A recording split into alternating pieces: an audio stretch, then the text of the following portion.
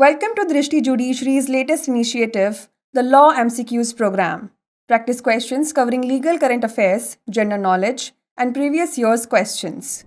Let's begin today's session. The first question is, where a minor has entered a contract for purchase of necessary items, in such cases, the minor is personally liable, minor's estates are liable to make good, minor's guardian is liable, or neither the minor nor his estate is liable.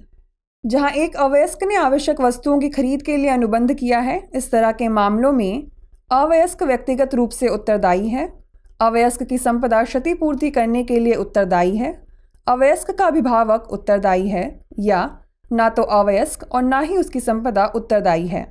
The correct answer is option B, minors estates are liable to make good. इसका सही उत्तर है option B, अवयस्क की संपदा क्षतिपूर्ति करने के लिए उत्तरदायी है. A contract with a minor is void from the outset. This means that any agreement entered with a minor is legally invalid and unenforceable. A minor cannot be held liable to an agreement based on misrepresentation of their age. In other words, even if a minor misrepresents their age to be of legal majority, the contract remains void. Although minors cannot enter valid contracts, contracts for necessaries such as food, clothing, and shelter supplied to a minor are an exception. In such cases, the minor is not personally liable, but the supplier may claim reasonable compensation from the minor's estate. किसी अवयस्क के साथ किया गया अनुबंध प्रारंभ से ही शून्य होता है. इसका अर्थ यह है कि अवयस्क के साथ किया गया कोई भी समझौता कानूनी रूप से अमान्य और अपरिवर्तनीय है. किसी अवयस्क को उसकी आयु की गलत बयानी के आधार पर किसी समझौते के लिए उत्तरदायी नहीं ठहराया जा सकता है. दूसरे शब्दों में, भले ही कोई अवयस्क कानूनी रूप से वयस्क होने की अपनी आयु गलत बताता हो, तब अनुबंध शून्य रहता है. हालांकि अवयस्क वैध अनुबंध में प्रवेश नहीं कर सकते हैं, लेकिन अवयस्क को आपूर्ति की जाने वाली आवश्यक वस्तुओं जैसे भोजन, कपड़े और आश्रय के अनुबंध एक अपवाद हैं. ऐसे मामलों में अवयस्क व्यक्तिगत रूप से उत्तरदायी नहीं है, लेकिन आपूर्तिकर्ता अवयस्क की संपत्ति से उचित मुआवजे का दावा कर सकता है. Next question is, in which of the following cases the SC has declared section 497 of the Indian Penal Code to be unconstitutional? Saroj Rani versus Sudarshan Kumar, जनहित अभियान versus union of India, Joseph Shine versus union of India, और none of the above. निम्नलिखित में से किस मामले में supreme court ने भारतीय दंड संहिता की धारा 497 को असंवैधानिक घोषित किया है? सरोज रानी बनाम सुदर्शन कुमार, जनहित अभियान बनाम भारत संघ, जोसेफ शाइन बनाम भारत संघ, या उपयुक्त में से कोई भी नहीं. The correct answer is option C, Joseph Shine versus union of India. इसका सही उत्तर है ऑप्शन सी, जोसेफ शाइन बनाम भारत संघ. In a historical judgment in the case of Joseph Shine versus Union of India 2019, Supreme Court has struck down 158 years old Section 497 of Indian Penal Code 1860, which criminalizes adultery as unconstitutional. The Supreme Court struck down Section 497 of the IPC on the grounds that it violated Articles 14, 15, and 21 of the Constitution. The five-judge bench unanimously, in four concurring judgments, held that the law was archaic, arbitrary, and paternalistic, and infringed upon a woman's autonomy, dignity, and privacy. It was also held that Section 198, Clause 2 of the CRPC was unconstitutional to the extent that it was applicable to Section 497 IPC. Joseph shine बनाम भारत संघ 2019 मामले में एक ऐतिहासिक फैसले में supreme court ने व्यभिचार को अपराध मानने वाली 158 वर्ष पुरानी भारतीय दंड संहिता 1860 की धारा 497 को असंवैधानिक करार देते हुए रद्द कर दिया है. सुप्रीम कोर्ट ने आईपीसी की धारा 497 को इस आधार पर रद्द कर दिया कि यह संविधान के अनुच्छेद 14, 15 और 21 का उल्लंघन करती है. 5 न्यायाधीशों की पीठ ने सर्वसम्मति से 4 सर्वसम्मत निर्णयों में माना कि यह कानून पुरातन, मनमाना और पितृसत्तात्मक है तथा एक महिला की स्वायत्तता, गरिमा एवं गोपनीयता का उल्लंघन करता है. यह भी माना गया कि सीआरपीसी की धारा 198 उपधारा 2 इस हद तक असंवैधानिक थी कि यह आईपीसी की धारा 497 पर लागू होती थी. Next question is, under the protection of children from sexual offences act 2012, what is the minimum punishment for penetrative sexual assault? 5 years of rigorous imprisonment, 10 years of rigorous imprisonment, 15 years of rigorous imprisonment और 20 years of rigorous imprisonment। यौन अपराधों से बच्चों का संरक्षण अधिनियम 2012 के तहत प्रवेशन यौन उत्पीड़न के लिए न्यूनतम सज़ा क्या है? 5 वर्ष का कठोर कारावास, 10 वर्ष का कठोर कारावास, 15 वर्ष का कठोर कारावास या 20 वर्ष का कठोर कारावास। The correct answer is option B, 10 years of rigorous imprisonment। इसका सही उत्तर है ऑप्शन बी, 10 वर्ष का कठोर कारावास। Section 4 of the Protection of Children from Sexual Offences Act 2012 lays down the punishment for penetrative sexual assault. The minimum punishment for penetrative sexual assault under the POCSO Act is 10 years of rigorous imprisonment, which may extend to life imprisonment along with a fine.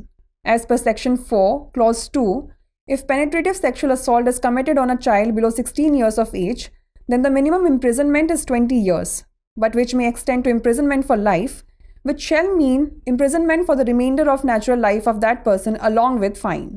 यौन अपराधों से बच्चों का संरक्षण अधिनियम 2012 की धारा 4 प्रवेशन यौन उत्पीड़न के लिए सज़ा निर्धारित करती है।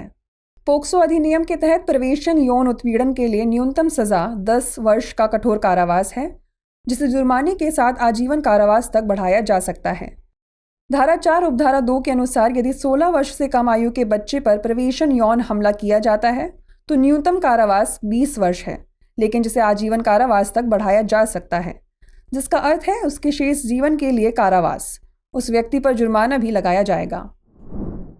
Next question is, which of the following section of the protection of children from sexual offences act 2012 deals with the punishment for storage of pornographic material involving child? Section 15, Section 18, Section 11 और Section 25। यौन अपराधों से बच्चों का संरक्षण अधिनियम 2012 की निम्नलिखित में से कौन सी धारा बच्चों से जुड़ी यौन सामग्री के भंडारण के लिए सज़ा से संबंधित है? धारा 15, धारा 18, धारा 11 या धारा 25? The correct answer is option A, section 15। इसका सही उत्तर है ऑप्शन ए, धारा 15। Section 15 of the POCSO Act specifically deals with the punishment for storage of pornographic material involving a child. This section targets individuals who engage in the storage of pornographic material that involves a child. This includes any form of media such as images, videos, or other content that depicts sexual acts involving a child. The act of storing child pornographic material is considered a criminal offense under the POCSO Act. The law explicitly prohibits the possession, control, or storage of pornographic material that depicts a child in any sexual act.